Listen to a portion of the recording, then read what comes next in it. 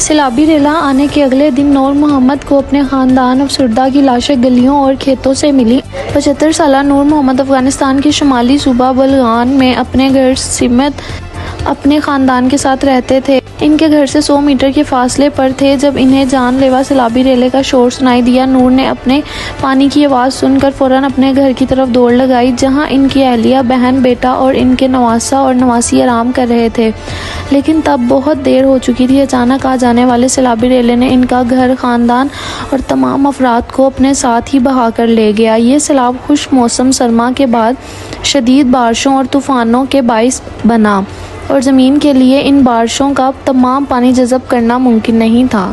اس سیلاب کی تباہی میلوں تک پھیلی ہوئی تھی۔ واضح رہے کہ سیلاب میں شمالی صوبہ بلغان بری طرح متاثر ہوا اور سب سے زیادہ ہلاکتیں بھی وہیں پر ہوئیں۔ سیلاب کے بعد ہزاروں افراد بے گھر ہو گئے، جنہیں خوراک، پانی، ہنگامی اور طبی امداد کی بہت زیادہ ضرورت ہے۔ آئندہ مزید خبروں سے آگاہ رہنے کے لیے دیکھتے رہیں پاکستانی امریکن نیوز۔